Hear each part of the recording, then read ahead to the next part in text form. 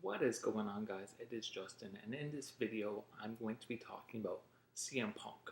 I'm going to give my views on CM Punk, give my views on where CM Punk has been, what CM Punk is doing, and what potential aspects I think the WWE might be missing out on CM Punk. So let's get started. CM Punk, of course, started off in the indie scene, ROH, FIP, a couple other small independent companies, developed a following, was doing amazing matches in those organizations. He even had something similar to his Straight Edge Society when he was in FIP and when he was in ROH, which is interesting because, you know, the WWE claims to, be the one that made CM Punk original, whereas, he's sort of like a one-show pony if you look back at that stuff. But of course, WWE is not going to mention that stuff. So then we get into TNA. TNA brings CM Punk in for a short time. He's there with Mickie James, and once again, he's doing something similar to the Straight Edge Society, and it was sort of similar to Raven's Flock, but CM Punk being the Raven type character. He was still allowed to do some of the moves that he was doing in ROH and FIP and TNA. And, he didn't have the greatest following then. A lot of people didn't know him. He was only there for a short period of time, so he wasn't able to develop his character in TNA.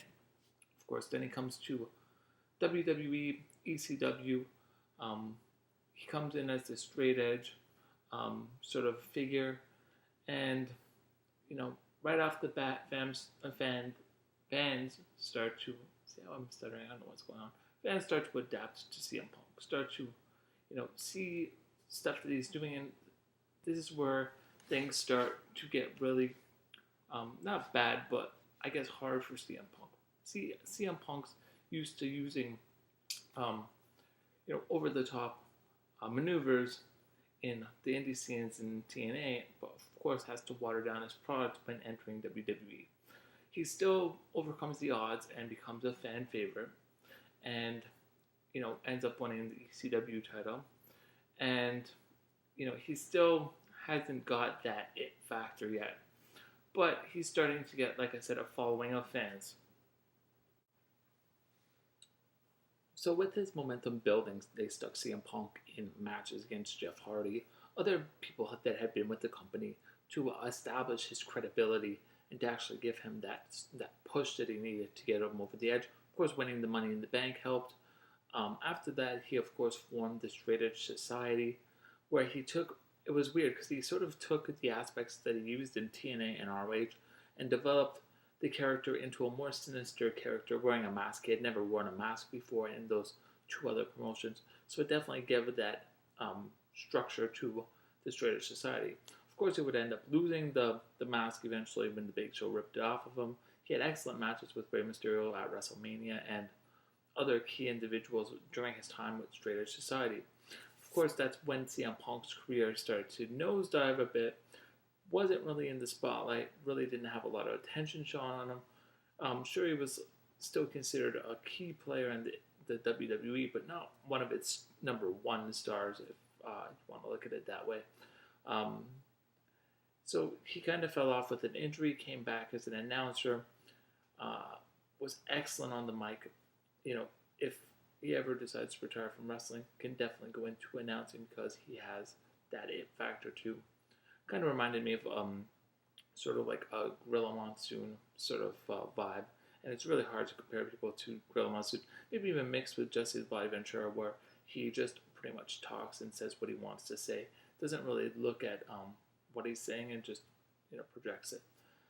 After being on the announce table, he ends up jumping into the role of the new Nexus leader, which he was on for a couple of months maybe before the Nexus fell off. And of course, then that's when the whole pipe bomb incident happened, where CM Punk came out, pretty much spoke his mind on the whole company, scripted or unscripted, one of the best promos ever in WWE history. And that's pretty much what I can't fucking say it.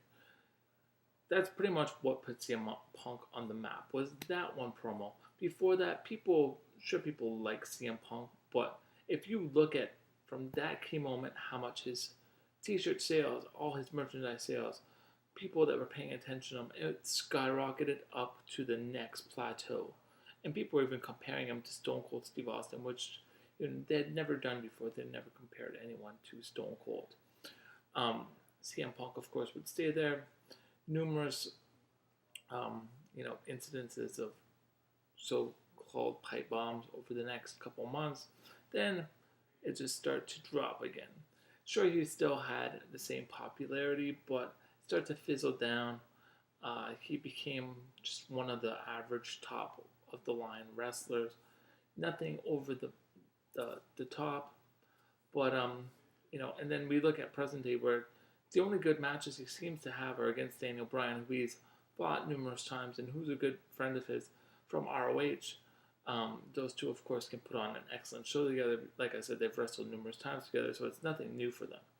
I just think it's very interesting that people are basing CM Punk's persona just basically from the point of the pipe bomb to where it is now, is where it pretty much made CM Punk who he is, which is kind of sad because he's been in the company for so many years. Do I think that he has the charisma? Definitely think that he can talk on the mic. I definitely think he can go out there and wrestle, but WWE holds him back.